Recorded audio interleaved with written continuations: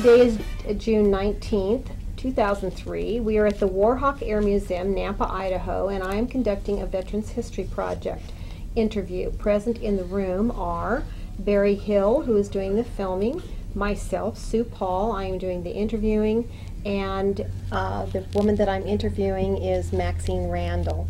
Welcome. Thank you. Maxinne, could you tell us what your current address is, please? Yes. 506 East 50th Street, apartment C311, Boise, Idaho, 83714. It's the Mallard Point Apartments. Actually, I live in Garden City, but the address is either Boise or Garden City, and I use the Boise, and the zip code is the same for both. Great.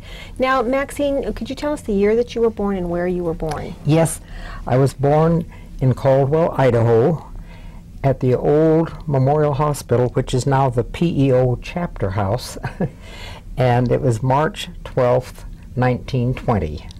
And Maxinne, which war did you serve in? I was in World War II. And what division of the military were you I was in the serving? U.S. Navy Waves. Maxinne, you were born in Caldwell, Idaho. Yes. Could you tell us a little bit about your life growing up in Caldwell?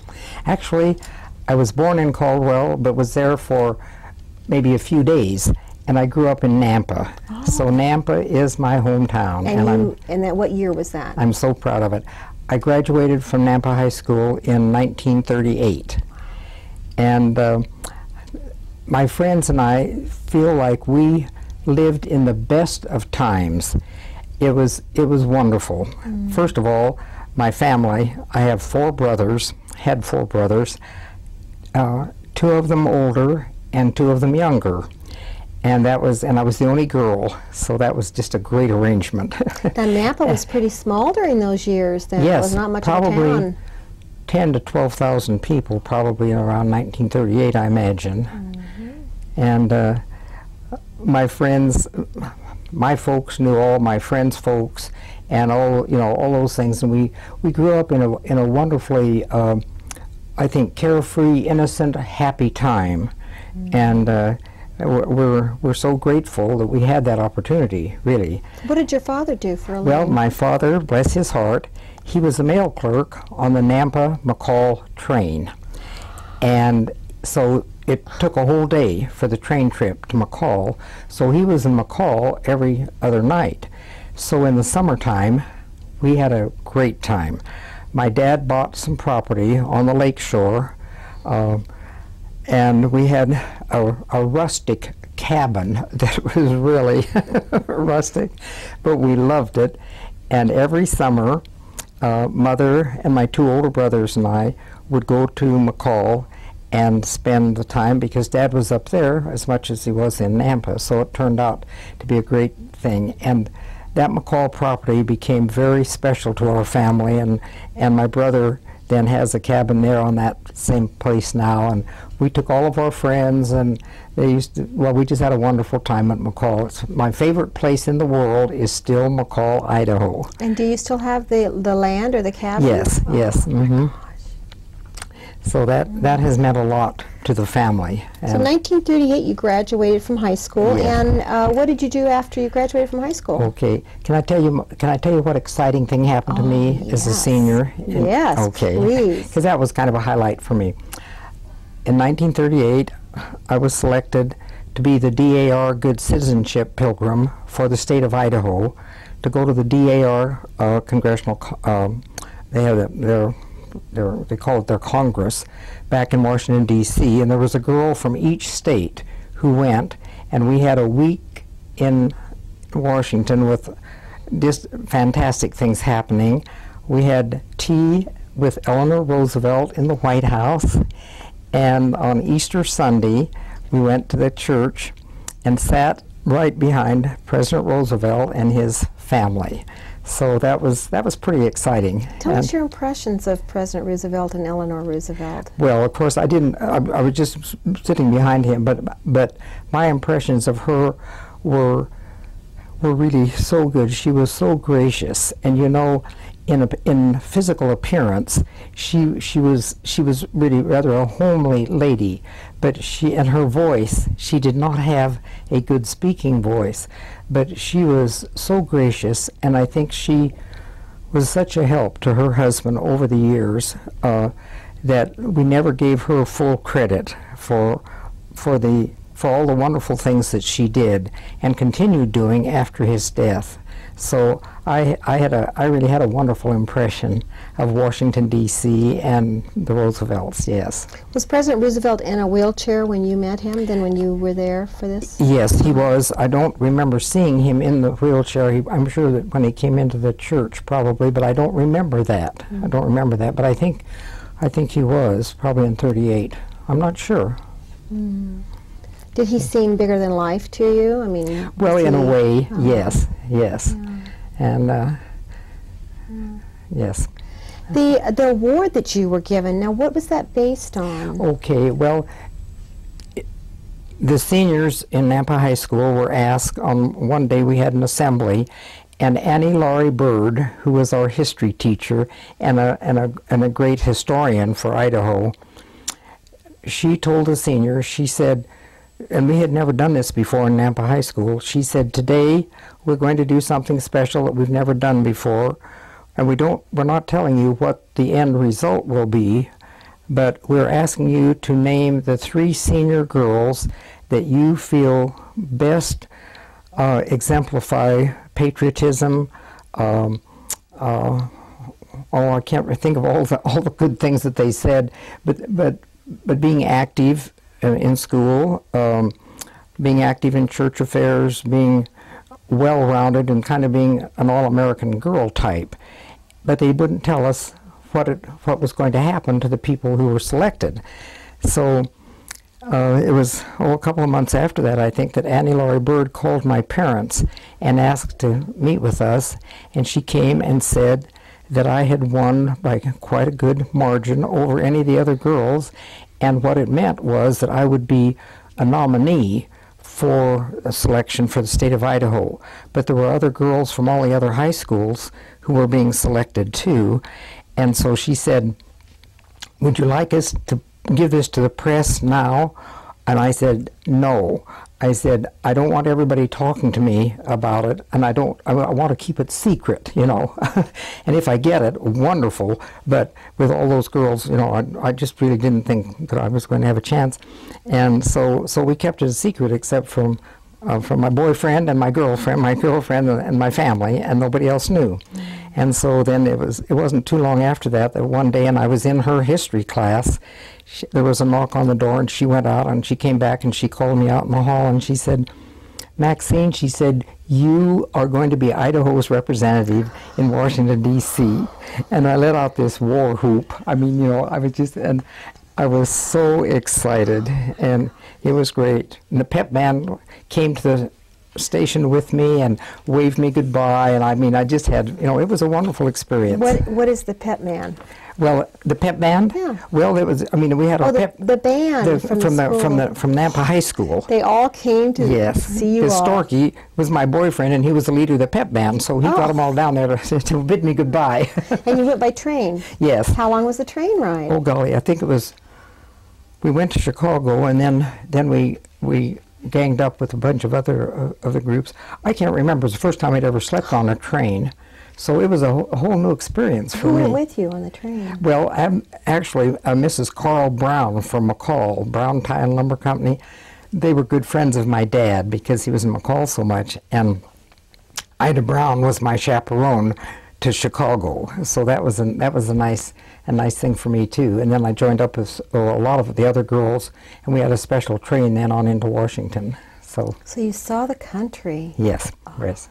A great time. What an experience. Great time. And you were in Washington, D.C. for how many days? For a week. A week. Yes. So. And then you came back to Nampa. Yes, yeah. Came back to Nampa. Nampa. I'm so happy to be a Nampan, and I'm so proud of what Nampa has done in so many ways. Right. So what did you do then? I mean, after, my gosh, to end your high school years in such glory, and then to come home. Then after that, my lifelong dream was to be a nurse. I'd always wanted to be a nurse, and that's the only thing I ever thought of. So I took 2 years at the College of Idaho, and enjoyed that. And I took pre-med there, and was very active in a lot of things at the college. And then I went to Johns Hopkins Hospital in Baltimore, Maryland, and I completed 8 months of nurses training. But then I had a medical problem. I had eczema on my hands, and I still remember sitting with the doctors and crying my eyes out and saying, I have to believe that the doctors at Johns Hopkins can figure out a way for me to be a nurse. You know, that's all I really wanted to be. And they said, Maxine, there's no way. You're not going to make it because you'll have to scrub when you get to surgery. And they said, for your own protection, you need to really give it up now. So that was really a heartache. But anyway, so I had to give that up. And then I came back to Nampa, and then I went back to the college in 1940 and completed the first part of my junior year, and then Pearl Harbor. So that was in December, and in February then I married Austin Randall, and we lived in California for a year before we both went into the service. And he went into the Air Force and I went into the Navy. Tell us about when you found out about the attack on Pearl Harbor, where you were, and how that was just unbelievable. Did you have any indication that war was looming? No. I mean, after all, the Japanese were in Washington on, talking peace. So I never even entered my. Never had thought of. Anyways, on Sunday, I lived at Finney Hall on the campus, and we heard the radio announcement, and a good friend of mine from Nampa and I, we just couldn't believe it. I had a brother who was in school in Moscow, and Reed was at the College of Idaho then. We were both there, and it was just unbelievable. And we spent that whole day, everybody was just wandering around. And then the next morning, we had chapel at the college in the basement of the library, and listened to President Roosevelt declare war. So that was really, and then there was a general exodus from the campus of the men and women. We had a lot of women from who went into the service, but it just changed our lives overnight. How long before you made a decision to join the Waves? Well, and why the Waves? Why did you pick the Navy? Well, I had a brother in the Air Force and a brother in the Army, and Austin and I talked about it, and he was interested in cadet training and Air Force, but when I read about the services and what I saw, I just felt that the Navy was where I would want to be. And actually, I really thought probably I would be put into the medical part when I signed up, because I thought that was my background. But actually, I was very fortunate that didn't work out, because I got what I liked so much better. But anyway, that really was the reason. But I was very happy to choose the Navy, and that was a wise decision on my part, I felt. Where did you enlist? I enlisted, or join? Well, let's see. I had to go to was it San Francisco, and let's see. I think I went there to sign up, and then I went to Balboa Park when I was discharged. Yes. So now, when you joined the Navy, the Waves originally, it was a voluntary arm of the Navy, wasn't it, originally? I really need to read more history about that, because I really didn't know. I didn't know the things. I'm still learning some things about it that I didn't know. Okay. But yes, I think that's probably right. I think. But you felt right away you were part of the Navy, though. Oh, yes. You did not feel like a volunteer. No. Well, it was, it's women appointed for voluntary emergency service, but I just always considered myself that I was in the Navy, And were there a lot of women joining the Navy with you? Was that a... I'm trying to remember how many there were. There were not that many people. It was still, there were a lot of the men, but there were not a lot of women. I have no idea the number, and I don't even remember anybody going with me when I went. Isn't that something? That's just, that was a long time ago. Mm-hmm. But you left Idaho then to go to San Francisco to join. Yes, yes. And did you stay in San Francisco then? Yes, I think so. Uh-huh. Where did you receive We went on the train, Oh. came back right. Mm-hmm. Mm-hmm. And then where did you actually get your full training? Well, then I went to boot camp, and that was in May of 1943. And then we were sent to the Bronx in New York, and Hunter College, which was quite a well-known college, became our home for boot camp. And I have to say that boot camp was quite a rude awakening for this gal from Idaho. I was 23 at the time, and fortunately I had grown up with 4 brothers, so kind of learned to roll with the punches, you know. But boot camp was just an entirely different experience from anything I'd ever had in my life, you know. There was no privacy. Not an inch of privacy for anything. And I found that was difficult for me. You know, and you slept on the top of a bunk bed with all kinds of commotion going on around and stuff, and that was just the way it was. But that you know, you realize that in boot camp, this is for discipline and to learn to obey orders, period. And it's not a time for frivolity, you know, I mean, and we really worked hard. And we drilled. I mean, I happen to love to march because I was always played in the band, and I marched a lot and I liked it. So that was not hard for me. But we marched day and night, it seemed like. And we worked, and I have to say, there was one instance, which I almost lost my cool. We were having a white glove inspection from our Navy officers, and we were expected to get no demerits if you wanted to go on liberty to see New York. We hadn't seen anything in New York, and so we worked like demons to clean the place, and it was beautiful. It was spotless.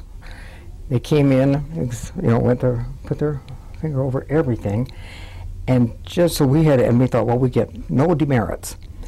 And just as this wave officer started to leave, she turned around, picked up a waste paper basket, rolled it across the floor, and some fuzz came out of the waste basket, and we got demerits, and we didn't get to see New York. And I thought, what am I doing in the Navy? You know. That was rather difficult for me, anyway. Did you dislike her from that point on? So she sounds pretty anyway, difficult. let me tell you something good that happened in boot camp. I had a friend, Thornton Stearns, that we were friends in high school, and he was in the Air Corps, and he came to see me. Now, you know, in boot camp, they don't even let you see your family. In boot camp, you don't have any visitors. You can't see family. You can't even have phone calls. And so one Sunday morning, toward the end of my boot camp training, there was a call for me to report to the chaplain's office. And I thought, oh my gosh, something's happened to Mother or my brothers. And so I ran all the way to the chaplain's office. When I got there, they said, this wave officer, with a great look of disdain and unhappiness, said, you know, you are not supposed to have visitors at boot camp. I said, well, I know that. I mean, you know. She said, well, you have a visitor. And she said, the only reason that you are going to get to see him is because this visitor spent all morning visiting the commandant and assured him that he needed to see you before he went overseas. And he's an officer in the Air Force, and I have to say, this is the only time I ever saw compassion at the boot camp.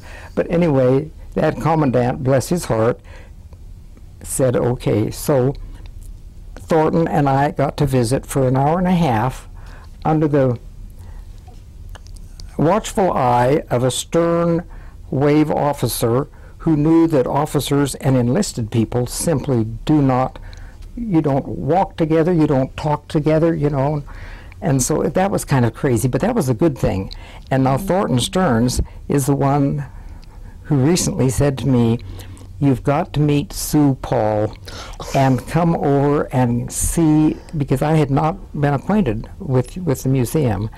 And so it's thanks to Thornton Stearns that I came over, and he said, "You will be amazed at what's happening," and I am, and I'm so happy to be a part of it now. Thank you. Well, anyway, it's an honor always to have you here. Anyway, this was a great thing with Thornton. I thought that was fun. But how difficult, too, knowing he was leaving to go overseas. I would imagine that every departure, every it was separation really hard, yes. Very difficult. I mean, in those years, Right. people didn't know if they'd ever see each other Right. again.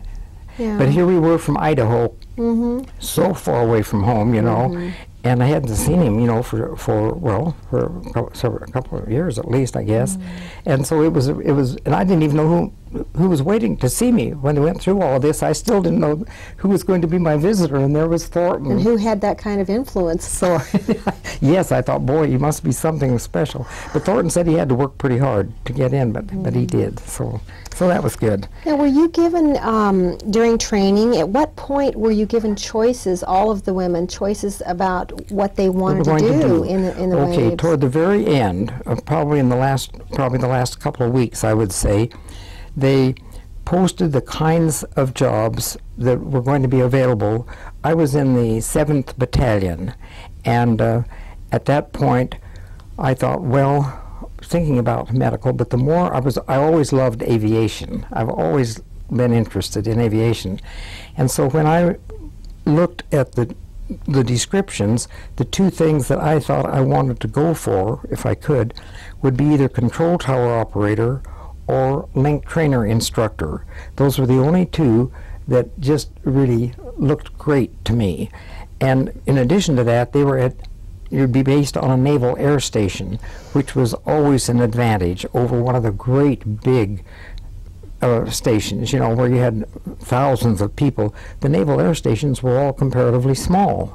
So I indicated an interest in those two things, and so they interviewed us quite diligently and asked us to, particularly for the link trainer work, they had us do a lot of voice recording, because they said you will be instructing the pilots over the microphone while they are in the link. So they said that's a thing, and you need to have the ability to teach and, you know, and all these things. And so the more I heard about it, the more interested I became. But only 3 girls out of the 7th Battalion were chosen to go to link trainer school, so it was a coveted position. How many people on the 7th? Oh, I'm sorry, I don't know. But I should know that, but I don't. Hundreds? Thousands? Oh, it wasn't 1,000, but it was over 100. I mean, I think the 7th Battalion was, I don't know, I'm not good with numbers like but that. the 3 women, that's a pretty low number, though. Yes, a very low number. You know, But I was proportionately. I was always grateful that that's where I went. So what happened then? Okay, once you were then after the boot chosen? camp, then I go to Atlanta, Georgia for link trainer instruction. And this is in the summer, and since it was the 7th Battalion, they did not have any summer uniforms yet. So in Atlanta, Georgia, in the middle of the summer, we were wearing winter uniforms. And I never did like the heat very well, and I wasn't sure I was going to survive. That was a difficult thing. Now, we had air conditioning in the buildings, but many times it would be on the fritz, and we wouldn't have the air conditioning. So we really had it, we thought we had it kind of tough then. So while you were in Georgia, you were given uniforms to wear. Yes, and unfortunately, since it was still early in the game, the 7th Battalion, they only had winter uniforms.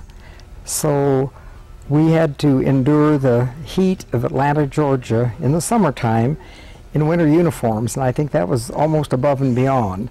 But eventually we did get summer uniforms, and this was the seersucker. That was great for summer. That's really what you need to have. But primarily we wore our dark jackets. This was the hat that we wore, and we also were allowed to wear slacks because of climbing in and out of the link trainer. It was much easier really for us, and short sleeve white shirts and ties. So this was our uniform, and we were proud of it. I understand that after the war, many of the women kept their uniforms because the fabrics were so beautiful and so durable. They really were beautiful. You just took everything off of them and wore them as clothing. Yeah. After I completed link trainer instruction school in Atlanta, Georgia, I was transferred to Livermore Naval Air Station, Livermore, California. And Livermore is a lovely little valley not too far from San Francisco. And this Naval Air Station was just a great place to be. This was for primary training of the cadets. So we did not have any of the young cadets as our students. All of our students at the link were older, experienced pilots. And I have to tell you, they hated the link, because most of them, particularly the ones who were in the reserves, had always flown by the seat of their pants, and they did not care for the link trainer and the total dependence upon the instruments that they could see after they put the hood down. This was not their favorite occupation, but in order to maintain their license, they had to log so many hours every month in the link trainer. We had 5 links at Livermore, and they were fully busy day and also at night, because the older pilots, I spent many hours at night with the older pilots because they had such a hard time learning to rely on their instruments. Because when they were seated in here and looking at their instruments, they felt sometimes that they would feel like they were climbing when actually we would show that they were diving, or that they were going to the right and they thought they were going to the left. And it's a totally different sensation. And so to wean them away from the flying by the seat of their pants, we just spent hours in doing that. And many times when the pilots finished, they would throw open the hood and the sweat would be coming down their face, and they'd jump out and they'd grab a cigarette. All of my Navy pilots smoked. I mean, and most of the link trainer instructors smoked. Fortunately, I never did, but they all seemed to need a cigarette as soon as they got out of the link trainer. And it was, you know, usually in the plane when they're flying, they can see the horizon, and when you have good weather and can see the horizon, you don't need to rely on your instruments. But if you have bad weather or night, you cannot see the natural horizon, and so then you have to rely on these instruments. And it was a tough assignment for the pilots. But I had letters from several of them after they had moved from Livermore, telling me that the work that they had in the link had saved their lives, really, because they became, so they were totally dependent upon that. This is a picture of the group that I served with when I was at Livermore, and we had a great time. Could you point yourself out? Yes, here I am sitting right. That's Maxine, sitting right next to our chief, Chief Donahue, who was a great guy, and he was so happy to have waves. Now, I had a different experience later on, but this particular experience, the men that we worked with, they were just great, and they welcomed us with open arms. So that was a nice experience. I enjoyed that. Could you show us how you taught from this, and how they learned? The way it worked, it sounds a little complicated, and I'm not very good at explaining, but the pilot in the link, the only thing that he would have would be a map of the airport where he was going to be flying to, like a map like this. and he'd have that here. Do you want me to lift this up? Can you see? Can you see? So whatever, like it was San Jose or Santa Barbara, whatever it was, he would have the map, and I would have the map here on my desk. We call this the crab. Now I see here they call it the spider. But anyway, it's a mechanical device which traces the route of the link trainer as it's flying on its thing. And our job as the instructor, once they put the hood down and they're just looking at their instrument panel, we had to give them directions. The signals that they had were A and N. And by giving a signal here, he had to orient himself and find out where he was on the map. He didn't know. And then by giving a loud or soft, you could tell him that he was approaching the center. First of all, he had to get on the beam. That's what they called it in those days. And by giving them the signal, he would get on the beam and come in. If he was going away from the airport, then we would diminish the signal. If he was going toward the airport, we would give him more signal. So it was by sound then, Yes, Maxine? it was by sound. Wow. See, we had, and this was thing, and then we could give them, if we wanted to give them a rough ride, we could turn on rough air here. I can't remember how we did that, but we did that. And then the link trainer itself Yes, the would link start trainer moving, responds. would respond. Right. So it was really a wonderful training device for the pilots. Did any of them get sick? No, none of them got Inside the sick. trainer? No, no. But I'll tell you, because they hated the link trainer so much, they would say, okay, and they called me Randy, they'd say, we're going to take you up and see if we can ring you out. And so I would go flying with them on the weather hops. Whenever they called and said, we're going on a weather hop, you want to go? Say, yes. They say, grab your parachute and come with us. And what kind of go. planes would you be flying Well, we would in? normally fly, the ones I liked best were the Stearman, like similar to this yellow. That's very much like the Stearman that the cadets were flying, that number 97. That looks very, very similar to the Stearman.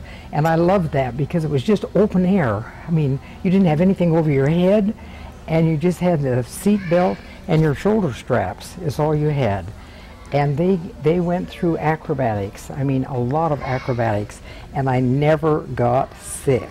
We'd do loops and spins and falling leaf and everything. And then we would also fly SNJs.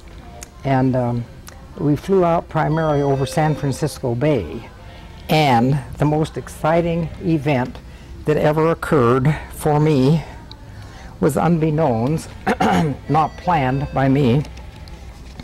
But this is Danny McCarthy, who was a Marine pilot, and he was my favorite pilot. He was just really great. And he used to take me on weather hops a lot.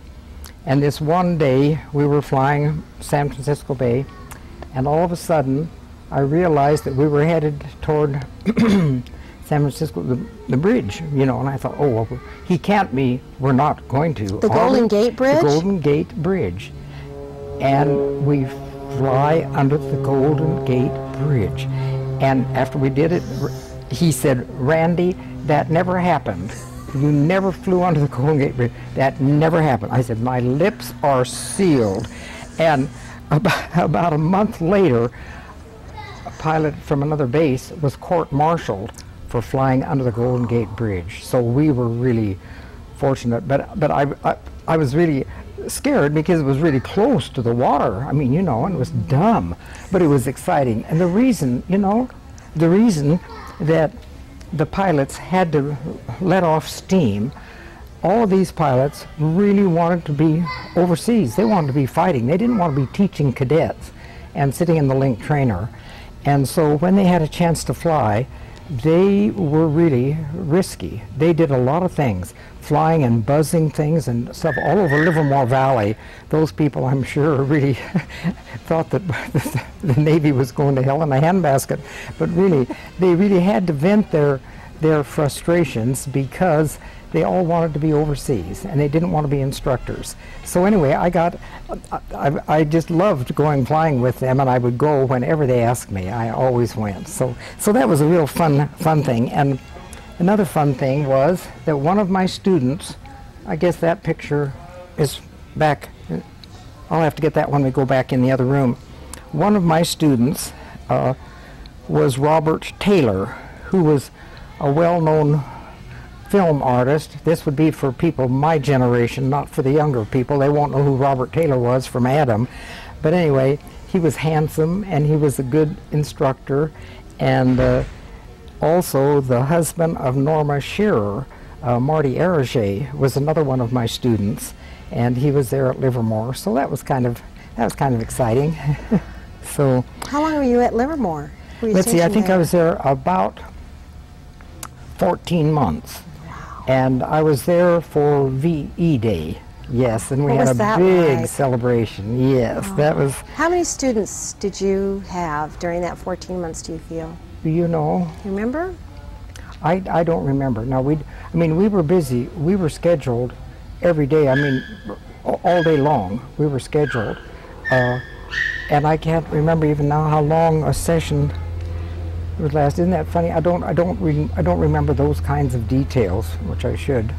But we were fully busy, and then especially if they needed extra help, and you were willing to go back and work at night, which I always was, because I thought these older pilots, they really wanted to do well. How old were they? Well, I would say, gosh, you know, that's hard, because I was 23. So anybody over 35 seemed old, you know. So I don't know. I suppose we had some who were, I shouldn't even say because I don't know, but they were an older group of men. In their 30s and 40s? Yeah, I would say so. Probably some of the ones in the reserves were, yes. So where did you go? Why did you leave Livermore? Why did they send you to Florida? Well, the reason, because NAS Livermore closed as a primary training base. So when they closed Livermore, then we were all sent to different naval air stations, and I drew Daytona Beach, Florida, which was a night fighter squadron. I didn't get to fly anymore when I went there, so I was really sorry about that, because that was one of the things I liked the very best. You have several very nice pictures there of Daytona, your experience there, the people that you were with. Yes. Can we see those? They were just great, and this was. Ah, that's Livermore. This is Livermore, and these were the planes, the Stearman, that the students were flying, and and we had five links at the link trainers there at Livermore. So it was a good. I feel like my duty there was really great, and I also had some dear friends. He was an officer in the Coast Guard, and they lived in San Francisco. So every Liberty, I got to spend with dear friends in San Francisco. So San Francisco during the war years must have been so much fun. Well, it was really, and people were wonderful to the people in the service. We were treated with great joy and respect and everything. So it was good. It was good. So. And you had a good experience then all the way around in Livermore. And then when you left there and went to Florida, did the good experience continue? That was a new experience. The day I reported, we were the first waves to get to Daytona Beach. And my chief that I reported to was Chief Bob Selman. He was really an old salt, and I mean, he had no use for women, particularly in the military. And when I walked into his office, today they would call it double harassment, I don't know, but anyway, at that point, when I walked into his office, he was almost insolent. He didn't get up from his chair. He didn't extend his hand. I reported for duty, and he looked at me like, well, what are you doing here? And I just had to hang on to myself, and fortunately, my two older brothers had given me the best advice in the world. They said, "Sis, you are going to find some men who really don't think women should be in the service." And he said, "When this happens, give them some time." He said, my brothers, both of them, said, "Let them find out what you can do. And when they find out what you can do, and that someday you may be able to replace them, their attitude will be different." So they said, "You've got to put up with it. Don't fight it. Just go with it." And that was the best advice I could have had. I think the fact that we were the first waves on the base at Daytona made it doubly hard for my chief. I think if they'd had some other waves in first, it might have been easier, but anyway, it was tough for him. But actually, Bob Selman and I became very good friends, and so that was a good experience for me. I was promoted to first class. I was a specialist T, which was a new rating actually, and I became first class, and I was a first class petty officer on Daytona Beach base, and they didn't have enough housing for the waves on the base. So since I was first class, I got to live on land, ashore, and in a converted garage, which was just 1 block from the beach. And so I had 2 wave roommates, and our little old converted garage became the bathhouse for everybody in this group. This is the whole group, the men and the gals at Daytona. The bathhouse, what does that mean? Well, I mean, they came there to change their clothes. Oh. Everybody and all of our neighbors, we went and talked to all of our neighbors, and we told them why there would be this mass influx and exodus of sailors and waves all the time, you know, and our neighbors were wonderful. And so it was good. It was good. We had a great time. And see, at Daytona Beach, they had, they had 15 link trainers, and it was a night fighter squadron, and it was quite different from when I was at Livermore. It was very exciting, but I was really, that was a time when I felt a little stressed because Bob Selman, my chief, had an opportunity to go overseas as an aviation mechanic, which was his dream, and he had to have a replacement, and they asked me to be his replacement, and that meant I was in charge of 15 link trainers, all the people, plus the maintenance. Now this is the thing I didn't talk about in the training. When we had our training at Atlanta, Georgia, and I found out that we were responsible for not only teaching our pilots, but for maintaining our length.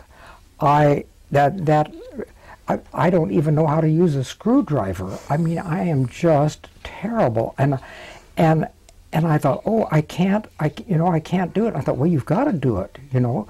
So I learned, but I never dreamed I'd be in charge of a group like that.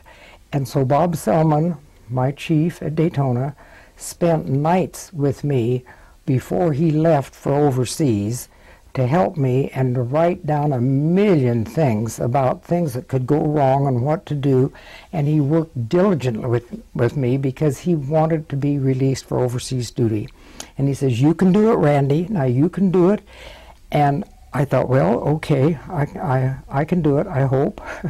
But every time they'd call my name over the loudspeaker and they'd say, "Report to link number 6, I'd say a little prayer on the way there and think, please make it be something that I can fix. You know? And thank heavens, with my co-workers, we never had anything that we couldn't fix. But that was the hardest thing for me, was the maintenance. The rest of it I just loved. But anyway, Bob Selman got to go overseas, and so even though I had some anxious moments, it really turned out great. So. And how long were you there? Were you in Florida? Let's see. I was there for October 44. I'll have to think about that. I'm about another 14 months, I guess. Were you there when the war ended? No, I was sent to Jacksonville then. Oh. But let me go back to one thing that I can't remember. Oh, I know what I wanted to say. Good. Excuse me. When I was when I was at both at Livermore and at Daytona Beach, they offered me an opportunity to go to OCS because I'd had 2.5 years college and I'd also had some work experience. Excuse me, I'm going to take a drink here. And so they talked to me and said, we'd like to have you apply for OCS. We think you're an officer candidate. And I said, well, would you guarantee me that I can still work with link trainers and pilots, you know? And they said, no, we can't. They said, in fact, if you went to OCS, we would probably make you a recruiter. And actually in both places, that was what they asked me to consider. And you know, I never did, and I was so glad because first of all, I loved my work. And I thought, I want to work with Navy pilots. That's what I'm here for, that's what I want to do. And second, there was a certain esprit de corps with the enlisted people that had an informal friendliness atmosphere. The officers were great, but there was something about being enlisted that made you one of the gang, you know, and everything. And I really appreciated that. So I never did regret not going to OCS. Did you ever fly a plane yourself as much as you loved? The pilots used to let me fly a bit. I never was able to land a plane because that was verboten. But they did. They would let me handle the controls a bit. So we didn't advertise that though. So okay. And so where were you when the war ended?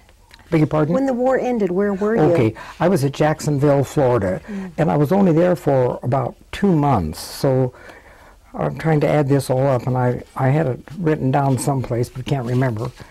But my time at both Livermore and Daytona Beach were very rewarding for me as far as what I was doing. And were you sad when the war ended and it ended the link training? No, I was so glad. I was so glad to have the war over, to have the people coming home. Right. Oh no! I mean, I missed the things. Once you get used to doing that kind of work and you enjoy the people, it's something you're going to miss. But to think of all the things, the people going home to families that they've been away from for years and stuff, you know, that was good. I would imagine for a lot of folks, as joyous as it was and such a huge relief to have the war finished, that it also was a time of sadness to give up the camaraderie and the experiences like you had, because they did end, and people went back to their normal lives. Yes, they did. Everybody did, and that's the way it should be, you know. But to end the military thing, could I read something out of this book? Please do. If you could show the book. And what is the book? This is the book. It's called Navy Service. It's a short history of the United States Naval Training School, WR, Bronx, New York. And this was compiled by the Public Relations Office. And there are a couple of things in here that I just wanted to read if I could.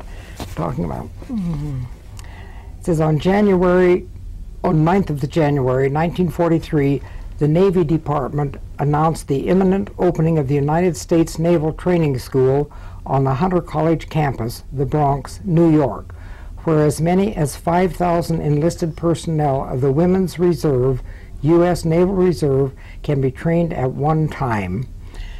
And that was pretty exciting. And it said a noble experiment was underway, and this is particularly telling. It did not as yet, have the favorable endorsement of a good many high-ranking naval officers who could not envision women performing with dispatch, efficiency, and endurance the shore jobs done by men of the Navy whom these women would be replacing. Fully aware of the experimental nature of the project, the Navy announced a conservative quota of 11,000 for the first year. Now those things were changed a bit, but I won't go into the detail on that. I'm going to read a few comments that were made. Admiral Ernest J. King, Commander-in-Chief of the U.S. Fleet and Chief of Naval Operations, said in a report about the progress and expansion of the Navy since the beginning of the war, he said of the waves, "It is a pleasure to report that in addition to their excellent reputation as a part of the Navy, they have become an inspiration to all hands in naval uniform." Shortly after release of this statement, the Navy Department announced that the actual proportion of women among the total Navy personnel in the department in 1944 was about 48%. Since this date, the graduation from basic training of some 6,700 wave recruits and the assignment to billets of those completing advanced training have undoubtedly increased the percentage in Washington. To emphasize further the evaluation by waves of the waves by the men whom they have replaced, Edward R. Murrow reported from London on Sunday, 11th of June, over CBS, "American women are at this war of liberation, or in this war of liberation too. The escort ships that protect our great convoys are manned, many of them, by officers and men of the United States Navy who were relieved for sea duty by America's waves. Our invasion fleet is strengthened by thousands of seamen whose desk, shop, or airbase tasks back home are being ably performed by waves. I've talked with a good many Navy men over here and also Navy pilots. Every one of them is proud of the women in the Navy. Each salutes the wave who replaced him at home and the more than 70,000 waves of the U.S. Naval Reserve. These men tell me that now the great push is on. The Navy could use, that the Navy must have thousands more waves. Coming from these sea-bitten Navy men, I can think of no finer tribute to the women in the Navy blue." And Rear Admiral W.B. Young spoke of his impressions after a tour of the waves activities. "In hundreds of naval activities ashore, waves have released men to fight. Enemy ships have been sunk because some of the crew aboard our vessels had been released for sea duty by members of the Women's Reserve who are doing their part in the war as eagerly as our fighting men. With unswerving patriotism, waves have accepted exacting duties and heavy responsibilities, realizing that the rich heritage this generation owes in great part to the courage and sacrifices of American pioneer women can be preserved only by the same virtues and resolute character. Our waves reflect the highest quality of American womanhood. They have met the test of these times. They continue to serve effectively." And I think that says it well. So. That is wonderful. And so your Navy days were over, and you Yes. came home to Nampa? Came home to Nampa, yes. Now let's see. Where am I? Oh, thought I had this in order, but I didn't really. Okay.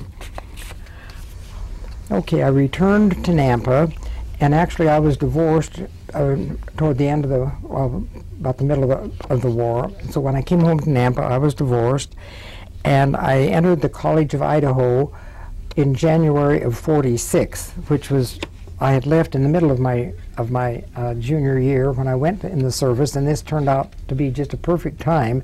Then I came back and came into my junior year, and there were hundreds of our servicemen who had gone in the same time I did. We all returned to the campus, and the College of Idaho really came alive, and the girls were so glad to have the men back. Did you use the GI Bill?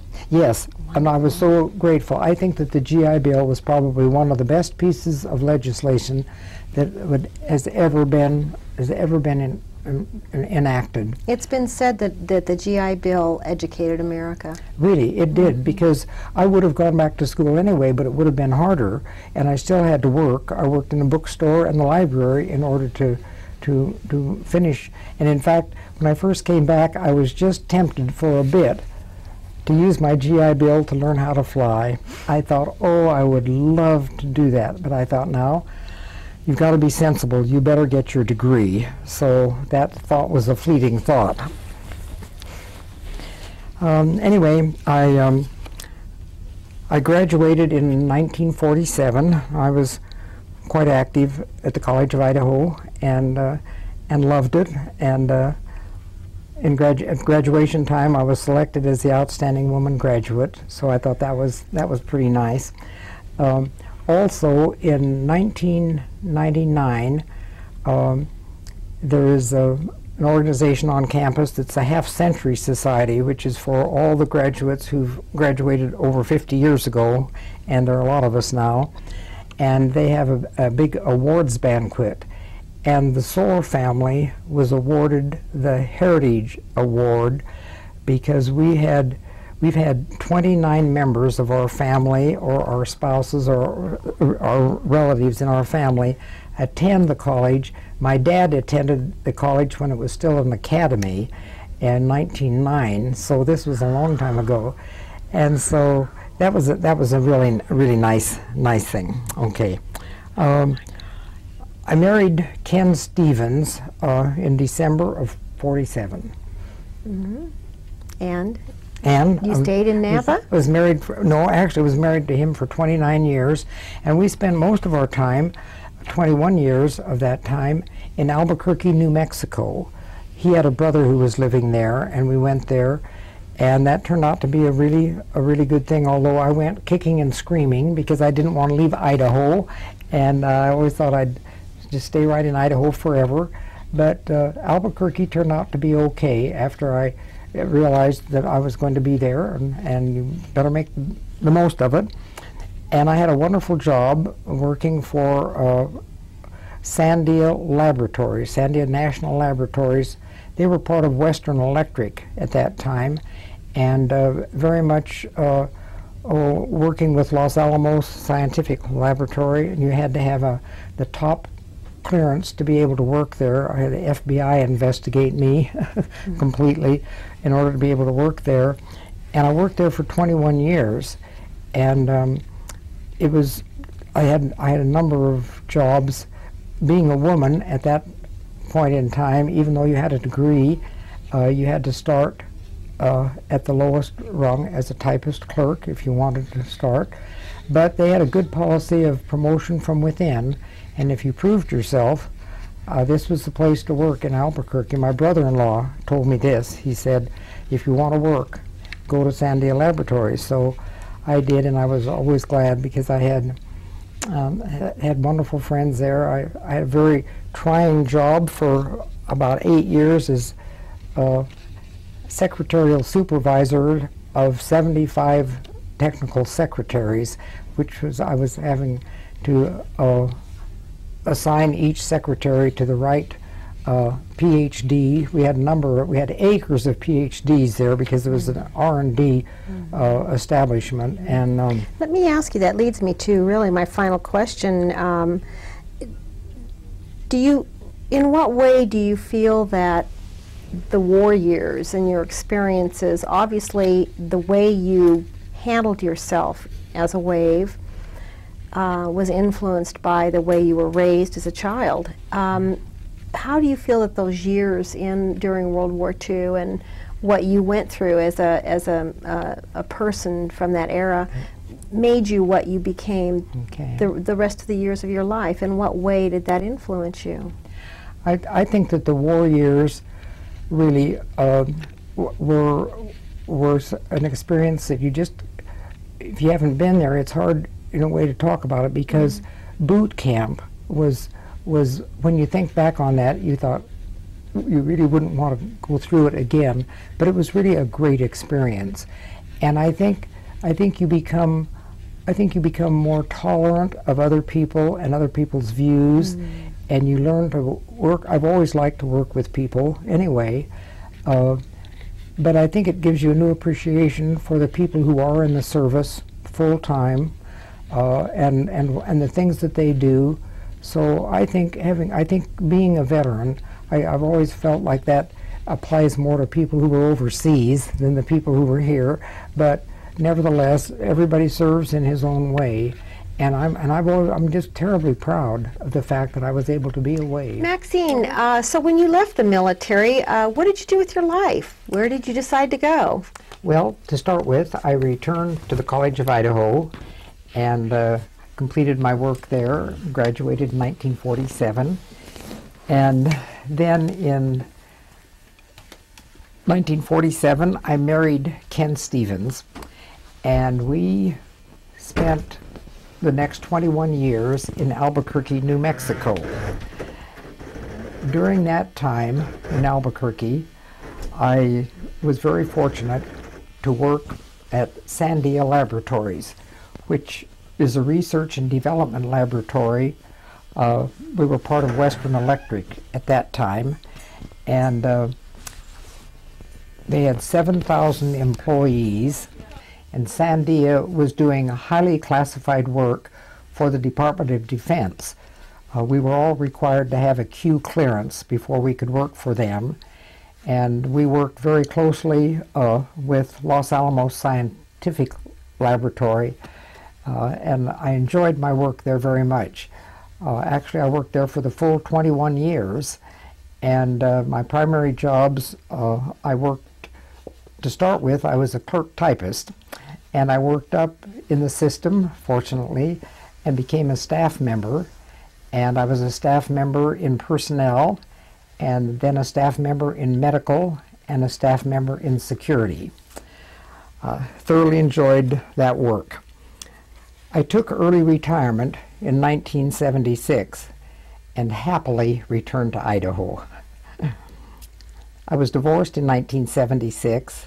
In 1978, I remarried Austin Randall and was divorced again in 1982. Again, I felt very fortunate because I acquired 2 very dear stepchildren and 3 grandchildren.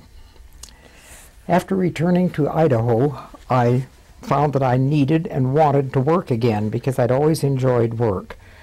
So the primary things that I did, I worked at the First Presbyterian Church in Boise as office manager and secretary for the pastor.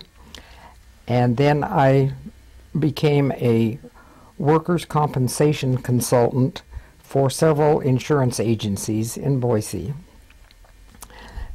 Something I felt proud about in 1990, at age 70, I still felt I wanted to continue working, and much to the surprise of my friends, I took a competitive state exam, and I was hired by the Idaho Industrial Commission and worked for them for 2 years. And that was fun. Enjoyed that. I have lived primarily in Boise since returning from New Mexico, but also spent a bit of time both in Nampa and in Caldwell. The activities that I'm involved in, my first activity, I guess, would be the First Presbyterian Church in Boise, where I am an ordained elder and ordained deacon. I sang in the choir for many years, and I now serve on the Pastoral Care Committee. I've been active with the College of Idaho Alumni Board. I was on the board on the board for the alumni, and then we have a group that we call a half-century group for all of those who graduated 50 years or more. And we meet once a month, and we're still a very active group.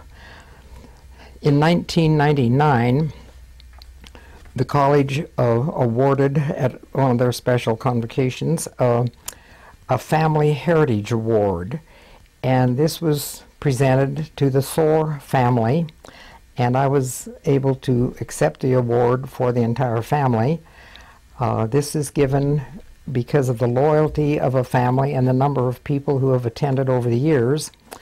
We had 29 members of our family who did attend the College of Idaho, starting with my father, Claire Soar, who attended the academy before it became a college, and that was in 1910. I'm active in my PEO chapter, and PEO is a philanthropic educational organization, and we're involved in helping women further their education. We have a wonderful loan program, and we assist hundreds and hundreds of women throughout the country. I also serve on the Nampa High School Reunion Committee ever since I graduated in 1938. And last year, in September of 2002, we had our 64th reunion here in Nampa, and it was well attended, and we actually had it in conjunction with the class of 37, because at this stage in our lives, we are having fewer of us available, so it's kind of nice to join two classes. And we're hoping that maybe we will have another reunion, our 65th, this September, again with the class of 37. But we don't have the details worked out yet, but we're working on them. In March of this year, I was honored, along with 28 other Boise women, as someone who, an ordinary woman who led an extraordinary life in bettering the community. And that was a special award that came about because of my dear friend Peggy Barr-Failer, who nominated me for this particular honor. And there was a special section in the Statesman about the 29 women, and we had a nice reception at Boise State, and it was pretty special. I spend a lot of my time with my family and with my friends. My family, I'm happy to say, includes many special nieces and nephews who live in this area, and so I am happily involved in their activities. And with my friends, I have many friends who are not as mobile as I am, and so when I can help out there, I do. I enjoy playing bridge and have lots of good things going in my life. My Navy experience was totally positive. I'm so proud and grateful for having been able to serve in the waves. This is my picture taken in 1944 when I was stationed at Livermore Naval Air Station, Livermore, California. Maxine, I cannot thank you enough for coming to the Warhawk Air Museum and allowing us to interview you for this project. It's just such an honor, and I want to thank you also for being a veteran in America and for everything that you've contributed to our country. Well, Sue, thank you so much for this opportunity to have this interview, and I think that what you are doing with this museum is just fabulous. And I think this interview has been a lot of fun. So thank you, thank you. Thank you.